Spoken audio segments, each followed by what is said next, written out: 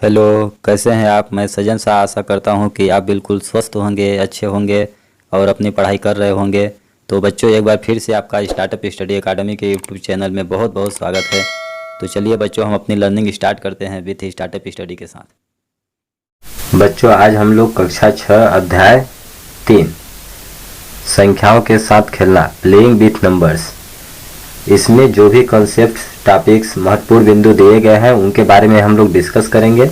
इससे क्या होगा कि जब भी आप उस पर आधारित उदाहरण प्रश्नावली के प्रश्नों को हल करेंगे तो उनके जो भी कॉन्सेप्ट्स होंगे वो आपको ऑलरेडी आते होंगे, तो वो क्वेश्चन आपके लिए बिल्कुल ईजी आसान हो जाएंगे।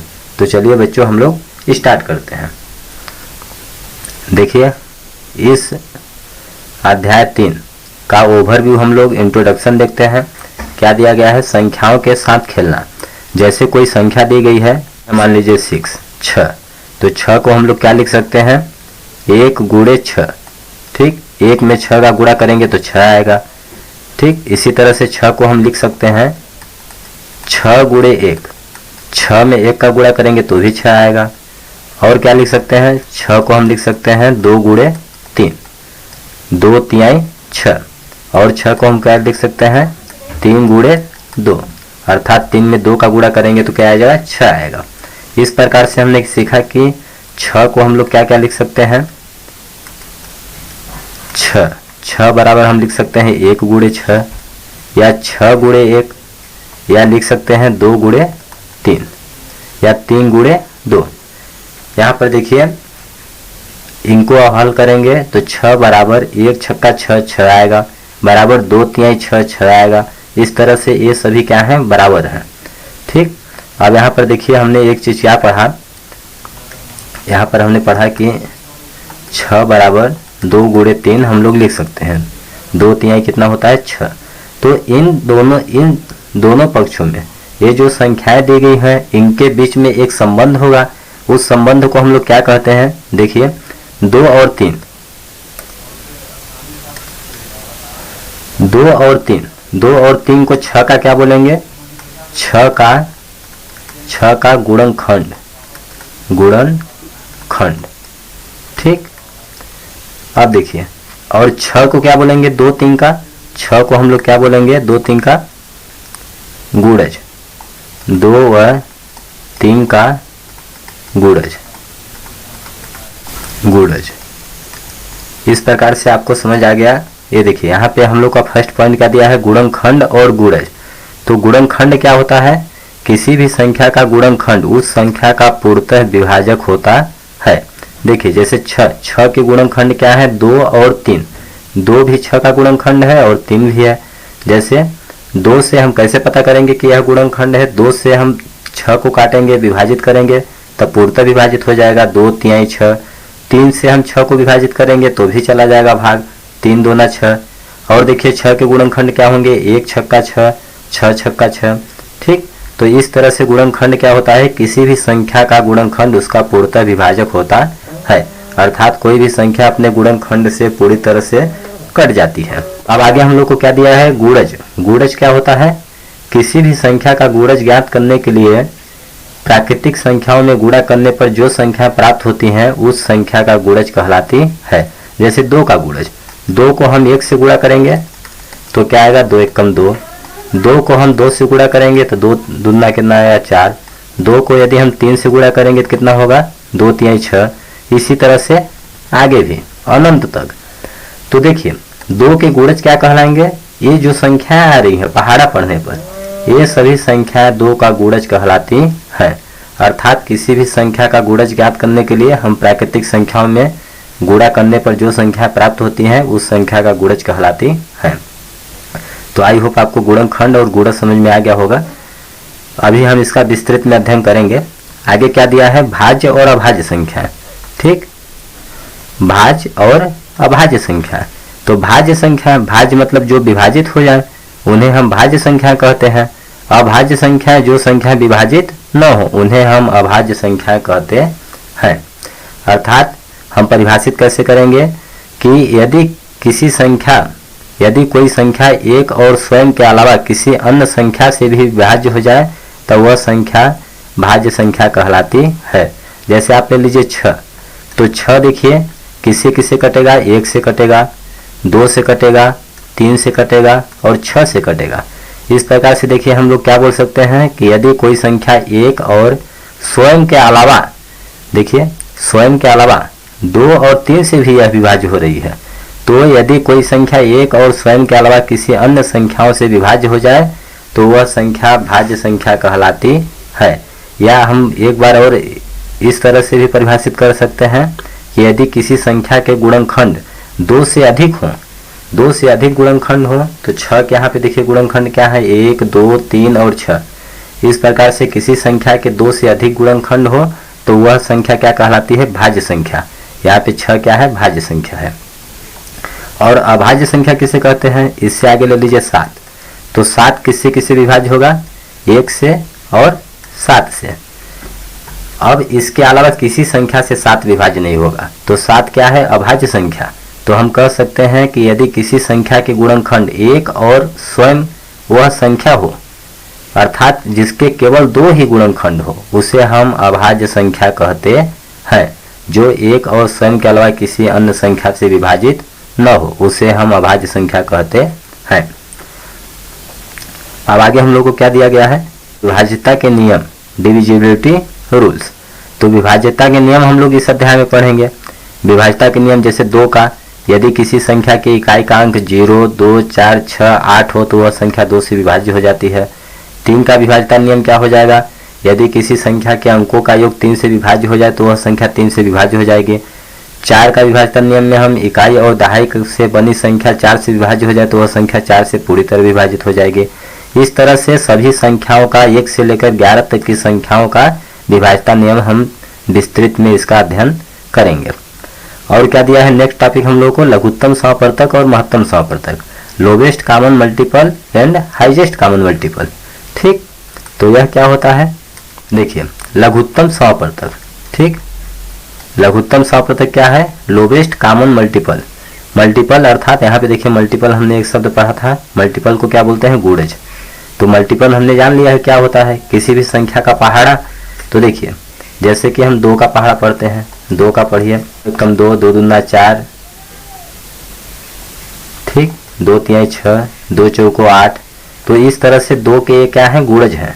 और आप लिखानी है 3 का गुणज लिखानी है, 3 एक कम 3, 3 दूना 6, 3 का 9, 3 चौक 12। इस तरह से आगे भी हम पढ़ सकते हैं। अब यहाँ पर क्या बोला गया है, लघुत्तम समवर्तक क्या होता है, लोवेस्ट कॉमन मल्टीपल, यानी कि 2 या 2 से अधिक संख्याओं का लघुत्तम समवर्तक ज्ञात करने के लिए उनका हम सबसे छोटा, लोवेस्ट मतलब सबसे छोटा, कॉमन मतलब उभयनिष्ठ, मल्टीपल मतलब गुणज लेते हैं। तो यहाँ पे देखिए 2 का सबसे छोटा गुणज क्या है, 2 है। इसके बाद 4, 6, 8 इसी तरह से आगे। 3 का क्या है, सबसे छोटा 3 है, फिर 6, 9, 12 इस तरह से आगे 15, 18 ज्ञात कर सकते हैं। तो देखिए 2 और 3 का, यदि 2 और 3 का हमें लघुत्तम समवर्तक ज्ञात करना हुआ तो क्या होगा, इन दोनों संख्याओं का लोवेस्ट कॉमन मल्टीपल मतलब सबसे छोटा उभयनिष्ठ गुणज क्या है, दोनों में क्या मिल रहा है, देखिए दोनों में क्या मिल रहा है, 6 मिल रहा है। तो इस तरह से 2 और 3 का लघुत्तम समवर्तक क्या हो जाएगा, 6 हो जाएगा। ठीक, और देखिए महत्तम समवर्तक क्या होता है, 2 संख्याओं का महत्तम समवर्तक क्या होता है, महत्तम समवर्तक हाईएस्ट कॉमन फैक्टर। ठीक, हाईएस्ट कॉमन फैक्टर, हाईएस्ट मतलब सबसे बड़ा, कॉमन मतलब उभयनिष्ठ, फैक्टर मतलब गुणनखंड। ठीक, अब देखिए जैसे हम कोई संख्या ले लेते हैं 4 और 3 और 4 का, तो 3 का गुणनखंड क्या है, 1 और 3 होगा, अर्थात 3 जो है 1 से कटेगा और 3 से कटेगा। 4 का आप ज्ञात कर दीजिए, 4 का गुणनखंड क्या क्या होंगे, 1 से कटेगा 4, 2 से कटेगा 4 और 4 से कटेगा। अब देखिए 3 और 4 का महत्तम समवर्तक, 3 और 4 का महत्तम समवर्तक अगर कोई बोल दे निकालने के लिए तो क्या होगा, महत्तम समवर्तक क्या होता है, किसी भी संख्या का महत्तम समवर्तक ज्ञात करने के लिए उस संख्या का सबसे छोटा हम लोग क्या लेते हैं, गुणनखंड लेते हैं। तो 3 और 4 का सबसे छोटा गुणनखंड क्या है, 1 है। ठीक, अर्थात 3 1 से भी कटेगा, 4 से भी कटेगा। तो इस तरह से 3 और 4 का महत्तम समप्रतक क्या होगा, 1 होगा। इसके बारे में हम लोग आगे विस्तृत में अध्ययन करेंगे। ठीक, अब चलिए आगे हम लोग देखते हैं फर्स्ट टॉपिक क्या दिया है, गुणनखंड और गुणज। देखिए फर्स्ट टॉपिक क्या दिए है, गुणनखंड। तो हम लोग देखेंगे कि गुणनखंड क्या होता है। ठीक, गुणनखंड देखिए गुणनखंड क्या होता है, किसी संख्या का गुणनखंड उसका एक पूरा पूरा विभाजक होता है। अर्थात यहाँ पे हमने पढ़ा था कि 6 को क्या लिख सकते हैं, 1 गुणे 6 लिख सकते हैं, और इसी का उल्टा 6 गुणे 1 लिख सकते हैं। अब 6 को 2 से विभाजित कीजिए तो 2 तिहाई 6। अब इसी तरह से 3 गुणे 2 भी लिख सकते हैं 6 को।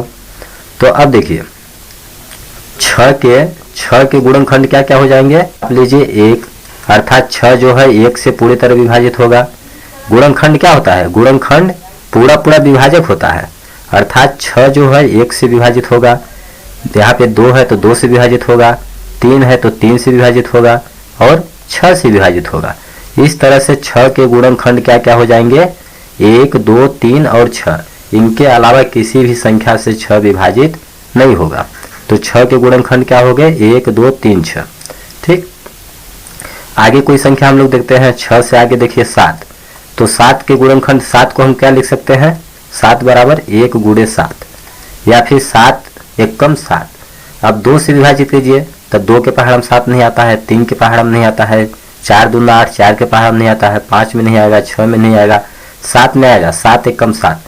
अर्थात हम 7 को केवल 1 गुणे 7 या फिर 7 गुणे 1 लिख सकते हैं। इसी तरह से 8 को देखिए, 8 को हम लोग क्या क्या लिख सकते हैं, 1 गुणे 8। ठीक, अब 2 से लिखें तो 2 चौको 8, 2 चौको 8। 3 के रूप में लिखें, 3 के गुणनफल में के रूप में तो 3, देखिए 3 के पहाड़ में नहीं आता है, इसलिए 3 के गुणनफल के रूप में हम 8 को नहीं लिख सकते। अब 4 के गुणनफल में लिखिए तो 4 दूना 8। अब यहाँ पे देख रहे हैं कि 2 4 4 2 यहाँ पे रिपीट हो रहा है, तो हम 8 के गुणनखंड क्या क्या लिख देंगे, क्या क्या है, 1 है, यहाँ से 2 ले लीजिए, 2 है, और 4 ले लीजिए, इसके बाद 8, 4 और 8। तो 8 के गुणनखंड क्या हो गए, 1 2 4 8। ठीक, इस तरह से आपको गुणनखंड ज्ञात करना आ गया होगा। आगे चलिए हम पॉइंट देखते हैं कि क्या क्या पॉइंट दिया गया है। पहला नंबर दिया गया है यहाँ पे कि एक प्रत्येक संख्याओं का गुणनखंड होता है। देखिए ये बोला गया है कि एक जो है सभी संख्याओं का गुणनखंड होता है। तो देखिए सही बात है, 6 का हमने गुणनखंड निकाला तो 1 आया, 7 का गुणनखंड हमने ज्ञात किया तो भी 1 आया, 8 का गुणनखंड ज्ञात किया तो भी 1 आया। इसी तरह से 10 का गुणनखंड ज्ञात करेंगे तो 1 दहाम 10 1 आएगा। कोई भी संख्या आप लीजिए उसका गुणन सभी संख्याओं के गुणनखंड में 1 आता है, अर्थात 1 सभी संख्याओं का गुणनखंड होता है। दूसरा नंबर क्या दिया गया है, प्रत्येक संख्या स्वयं का अपना एक गुणनखंड होती है। कोई भी संख्या लीजिए, जैसे 6, तो 6 के गुणनखंड में देखिए 6 आया, 7 के गुणनखंड में भी 7 है, ठीक, 8 के गुणनखंड में भी 8 है। इसी तरह से कोई भी संख्या लेंगे, किसी भी संख्या का गुणनखंड वह स्वयं संख्या होती है। अर्थात हम यहाँ से यह जान सकते हैं कि किसी भी संख्या का गुणनखंड 1 होता है और वह संख्या स्वयं होती है। कोई भी संख्या हो, चाहे वह अभाज्य संख्या क्यों न हो, उसके 2 गुणनखंड होते हैं, 1 और वह संख्या स्वयं। आगे क्या दिया गया है, किसी भी संख्या का प्रत्येक गुणनखंड उस संख्या का पूर्ण विभाजक होता है। कोई भी संख्या आप लीजिए, किसी भी संख्या का प्रत्येक गुणनखंड उस संख्या का पूर्णतः विभाजक होता है। अर्थात जैसे देखिए 6, तो 6 के जितने भी गुणनखंड है इन सभी गुणनखंडों से 6 क्या होगा, विभाजित हो जाएगा। अर्थात इन सभी संख्याओं के अपने सभी गुणनखंडों से 6 विभाजित हो जाएगा। आगे क्या बोला गया है, किसी भी संख्या का प्रत्येक गुणनखंड उससे छोटा या बराबर होता है। क्या होता है, छोटा होता है या फिर बराबर होता है। जैसे 6, तो 6 के गुणनखंड क्या है, देखिए 1 2 3, ये क्या है, 6 से छोटे हैं। और यहाँ पे देखिए 6 भी है, 6 का गुणनखंड 6 भी है जो कि 6 के बराबर है। इसी तरह से 7 का देखिए गुणनखंड क्या है, 1 है जो कि 7 से छोटा है, और 7 है जो कि 7 के बराबर है। 8 का गुणनखंड देखिए क्या क्या है, 1 2 4 8, 1 2 4 क्या है, 8 से छोटे हैं, और 8 क्या है, 8 के बराबर है। अतः हम कह सकते हैं कि किसी भी संख्या का प्रत्येक गुणनखंड उससे छोटा होता है या फिर उससे बराबर होता है। आगे क्या बोला गया है, किसी भी संख्या के गुणनखंडों की संख्या सीमित होती है। क्या होती है? सीमित होती है। आप कितनी बड़ी भी संख्या लीजिए, उसके गुणनखंडों की संख्या सीमित होती है, अर्थात हम उनको गिन सकते हैं। जैसे 6 के कितने गुणनखंड है? 1 2 3 4। 6 के कितने गुणनखंड है? टोटल 4 गुणनखंड है। 7 के कितने गुणनखंड है? 1 2 2 गुणनखंड है। 8 के कितने गुणनखंड है? 1 2 3 4। इस तरह से और कोई बड़ी संख्या लीजिए आप, जैसे आप लीजिए 30, तो 30 के गुणनखंड निकालिए, क्या क्या होंगे? 1 से कटेगा 30, 2 से 3, 4 नहीं होगा, 5 होगा, 6 होगा, 7 8 9, 10 होगा, 10 तिहाई 30, और 15 दूना 30 और 30 होगा। इस तरह से 30 के गुणनखंड क्या क्या हो गए? ये सभी संख्या। तो देखिए इन सभी संख्याओं को हम गिन सकते हैं। कितनी? 30 के कितने गुणनखंड है? 1 2 3 4 5 6 7 8। तो इस प्रकार से 30 के कितने कुल कितने गुणनखंड है? 8 गुणनखंड है। अतः हम कह सकते हैं कि किसी भी संख्या के गुणनखंडों की संख्या सीमित होती है, अर्थात हम उन्हें गिन सकते हैं। तो आई होप आप लोगों को गुणनखंड अच्छी तरह से समझ में आ गया होगा और इसके जो भी फैक्टर हैं वो सभी समझ में आ गए होंगे। इससे रिलेटेड सभी टॉपिक आपको समझ में आ गए होंगे। अब नेक्स्ट टॉपिक हम लोग देखते हैं क्या दिया गया है, गुणज। अब देखिए किसी भी संख्या को प्राकृतिक संख्याओं से गुणा करने पर उसका गुणज प्राप्त होता है। जैसे 2 हमने ले लिया, तो 2 को 1 में गुणा करेंगे तो 2 एकम 2, 2 को 2 से गुणा करेंगे तो 2 दूना 4, 2 को 3 से गुणा करेंगे तो 2 तिहाई 6।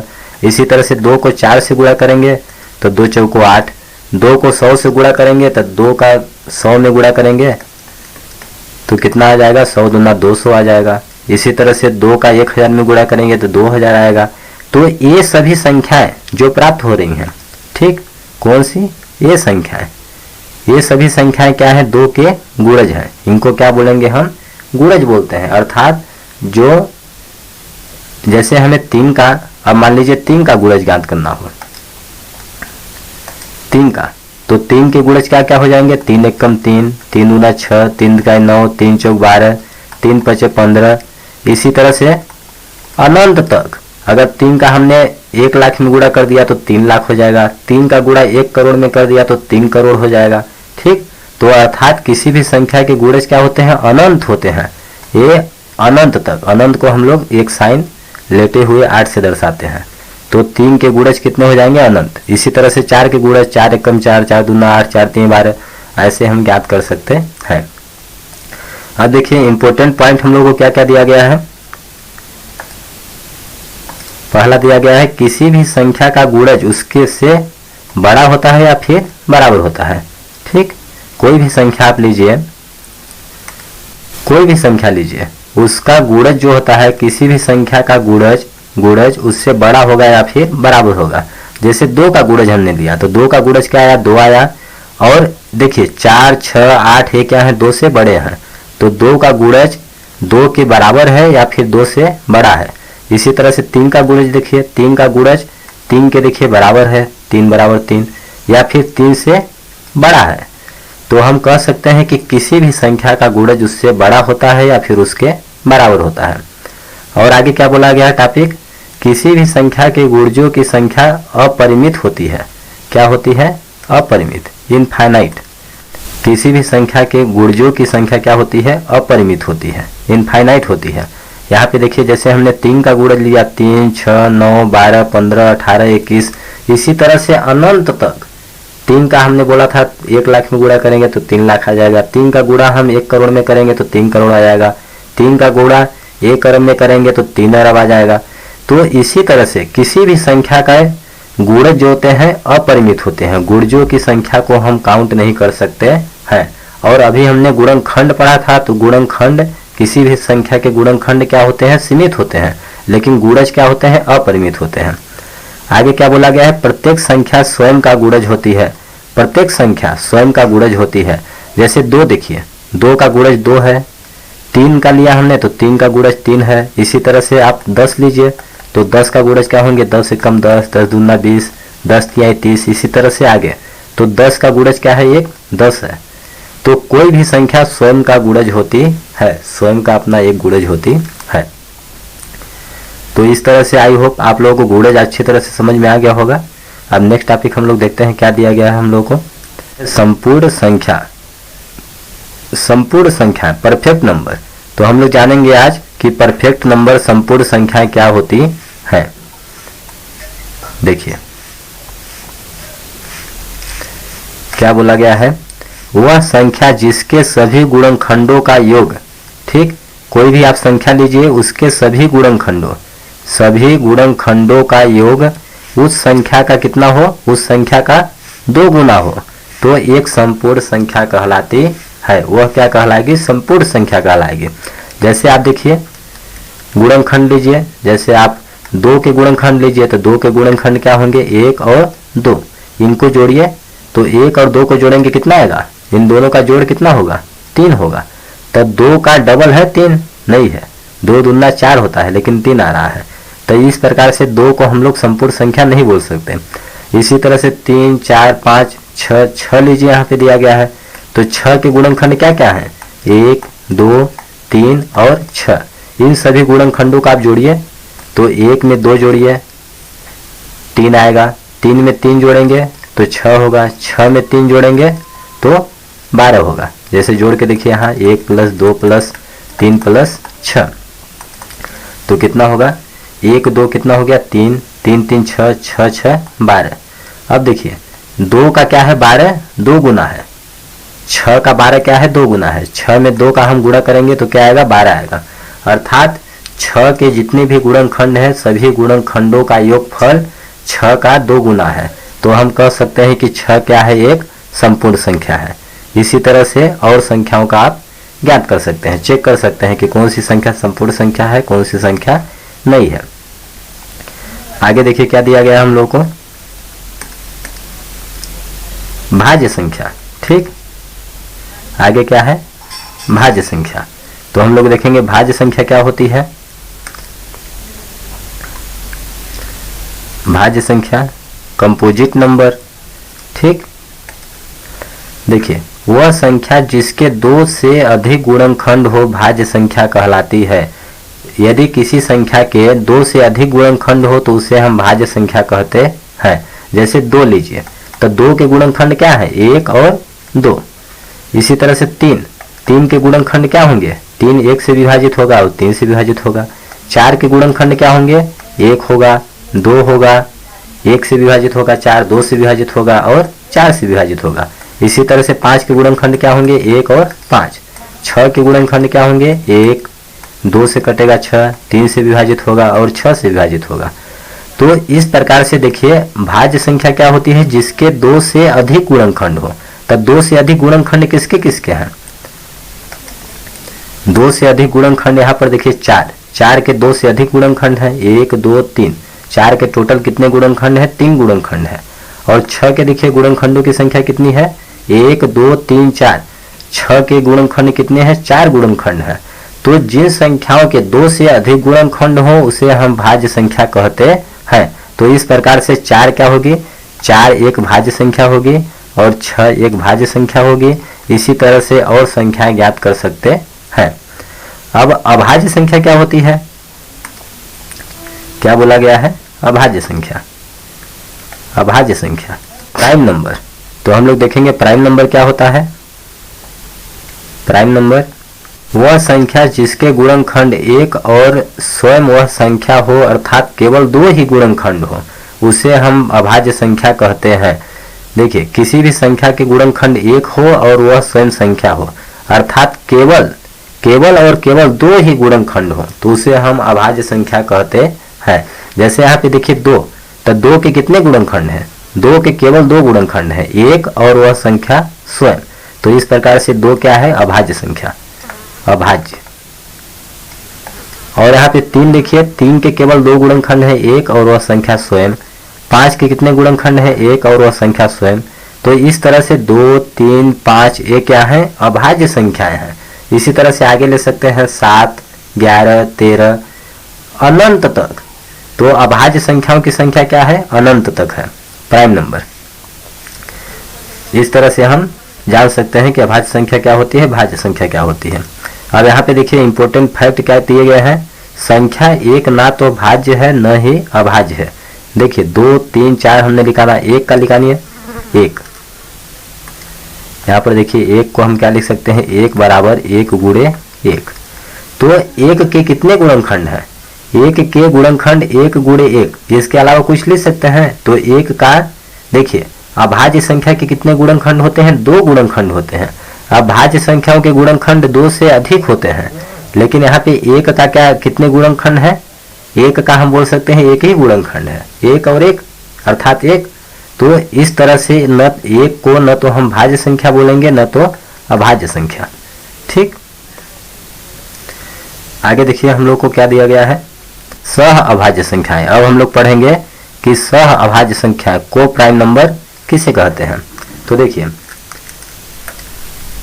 ऐसे दो संख्याएं जिनमें केवल एक ही सार्वगुणनखंड हो सह अभाज्य संख्याएं कहते हैं। जैसे दो संख्याओं के गुणनखंड आप निकालिए, जैसे मान लीजिए 3, तो 3 के गुणनखंड क्या है, 1 और 3। 4 के गुणनखंड क्या होंगे, 1 से 4 विभाजित होगा, 2 से विभाजित होगा और 4 से विभाजित होगा। तो यहाँ पे क्या बोला गया है कि ऐसी दो संख्याएं जिनमें केवल एक ही सार्वगुणनखंड हो अर्थात उभयनिष्ठ गुणनखंड हो, तब उन्हें हम सह अभाज्य संख्याएं कहते हैं। तो यहाँ पे देखिए चेक कीजिए 3 और 4 सह अभाज्य संख्याएं या है या फिर नहीं है। तो इनके देखिए गुणनखंड, कॉमन गुणनखंड क्या है, 1। इन दोनों का उभयनिष्ठ गुणनखंड क्या है, उभयनिष्ठ गुणनखंड क्या है, केवल 1 है। तो यह दोनों संख्याएं क्या है, सह अभाज्य संख्या है। इसी तरह से 4 और 6 लीजिए, तो 4 के गुणनखंड क्या है, 1, 2, 4 और 6 के गुणनखंड क्या होंगे, 1, 2, 3 और 6। तो इनका देखिए कॉमन क्या क्या आ रहा है, 1 आ रहा है और 2 भी कॉमन आ रहा है। इनके गुणनखंडों में 2 क्या है, उभयनिष्ठ आ रहा है। अब क्या बोल रहा है कि जिसमें एक ही केवल उभयनिष्ठ गुणनखंड हो उसे हम सहअभाज्य संख्याएं कहते हैं, लेकिन यहाँ पे 2 भी आ रहा है। इस तरह से 4 और 6 उभय सहअभाज्य संख्याएं नहीं है। सिंपल रूप में हम परिभाषित कर सकते हैं कि यदि दो संख्याएं एक दूसरे से न कटे तो उन्हें हम सहअभाज्य संख्याएं कहते हैं। जैसे 3 और 4 एक दूसरे से नहीं कट रही हैं या फिर इनका कोई एक के अलावा कॉमन उभयनिष्ठ गुणनखंड नहीं है, तो ये दोनों क्या है, सहअभाज्य संख्याएं हैं। अब आप लीजिए 6, 7, तो 6, 7 भी एक दूसरे से नहीं कटेंगे, ये भी क्या है, सहअभाज्य संख्या है। आप 12, 13 लीजिए, 12, 13 चेक कीजिए किसी संख्या से कट रहा है, एक और स्वयं के अलावा, एक के अलावा। तो देखिए 12 और 13 एक दूसरे से नहीं कट रहा है। 2 से 12 कटेगा, 3 से 12 कटेगा, लेकिन 13 नहीं कटेगा। इसलिए 12 और 13 क्या है, सहअभाज्य संख्या है। इसी तरह से हम सहअभाज्य संख्याएं ज्ञात कर सकते हैं। आगे हम लोग को क्या दिया गया है, आगे बोला गया है सम संख्या, इवन नंबर्स। तो सम संख्या हम लोग जानेंगे क्या होता है, वह सभी संख्याएं जो 2 से पूर्णतः विभाजित हों उन्हें हम सम संख्याएं कहते हैं। अर्थात जिस संख्या में 2 का पूरा भाग चला जाए उसे हम सम संख्याएं कहते हैं। जैसे आप ले लीजिए 1, 2, तो देखिए 12 क्या है, सम संख्या है क्योंकि इसमें 2 का भाग चला जाएगा। अब यहाँ पे लीजिए 3, 123 सम संख्या नहीं है क्योंकि यह 2 से विभाजित नहीं होगा। अब 4 लीजिए, तो देखिए यहाँ 4 तक हम पहुँच गए, तो ये क्या है, 1234, यह क्या है, सम संख्या है क्योंकि यह 2 से विभाजित है। अर्थात हम बोल सकते हैं कि यदि किसी संख्या की इकाई का अंक क्या हो, 0, 2, 4, 6, 8 हो तो वह संख्या सम संख्या कहलाती है। इस संख्या में देखिए इकाई का अंक क्या है, 4 है। इकाई का अंक क्या है, 4 है, तो 4 देखिए इसमें है, इसलिए यह क्या है, सम संख्या है। अब एक संख्या बोल लीजिए आप, 1, 2, 3, 4, 5। आप चेक करके बताइए कि यह संख्या सम संख्या है कि नहीं है। तो देखिए इकाई का अंक क्या है, 5 है, इसमें देखिए 5 आ रहा है, नहीं। इकाई का अंक यदि 0, 2, 4, 6, 8 हो तो वह संख्या सम कहलाएगी अदरवाइज नहीं कहलाएगी। तो यहाँ पे इकाई का अंक 5 है, इसलिए यह सम संख्या नहीं है। आगे देखिए क्या बोला गया है, विषम संख्या। अब हम लोग पढ़ेंगे विषम संख्या किसे कहते हैं। ठीक, विषम संख्याएं, ऑड नंबर्स। तो हम लोग देखेंगे ऑड नंबर्स किसे कहते हैं। वे सभी संख्याएं जो 2 से पूर्णतः विभाजित न हो, 2 से पूर्णतः विभाजित नहीं होती हैं, तो उन्हें हम विषम संख्याएं कहते हैं। जैसे जो सम संख्याएं हैं उनके अलावा जो संख्याएं बच गई वो विषम संख्याएं कहलाती हैं। जिनका 2 से पूरा जो विभाजित न हो उन्हें हम विषम संख्या कहते हैं। जैसे आप ले लीजिए 1, 3, 5, 7, 9, 11, 13, इसी तरह से अनंत तक। तो इन सभी संख्याओं को हम क्या कहेंगे, विषम संख्याएं कहेंगे, जो 2 से विभाजित नहीं होती हैं। अब देखिए कुछ इंपॉर्टेंट फैक्ट क्या दिया गया है। 2 सबसे छोटी अभाज्य संख्या है, जो कि एक क्या है, सम संख्या है, सम संख्या भी है। तो संख्या आप लीजिए जैसे 1, 2, 3, 4, 5। तो देखिए 1 न तो भाज्य संख्या है न तो अभाज्य संख्या है, और 2 क्या है, 2 क्या है, अभाज्य संख्या है। ठीक, 2 क्या है, अभाज्य संख्या है। 3 भी अभाज्य संख्या है। 4 अभाज्य संख्या नहीं है। 5 क्या है, अभाज्य संख्या है। इसी तरह से आप और आगे ज्ञात कर सकते हैं। तो 2 क्या है, सबसे छोटी। देखिए 1 न तो भाज्य है न तो अभाज्य है, इसलिए सबसे छोटी भाज्य संख्या क्या है, 2 है। तो सबसे छोटी अभाज्य संख्या क्या है, 2 है, जो कि एक सम संख्या भी है। देखिए 2 क्या है, सम है। इससे आगे जितनी भी अभाज्य संख्या है वो सभी संख्याएं विषम संख्याएं होती हैं। 2 के अतिरिक्त सभी अभाज्य संख्याएं विषम संख्याएं हैं। देखिए इसको एक लिस्ट के माध्यम से हम लोग समझते हैं।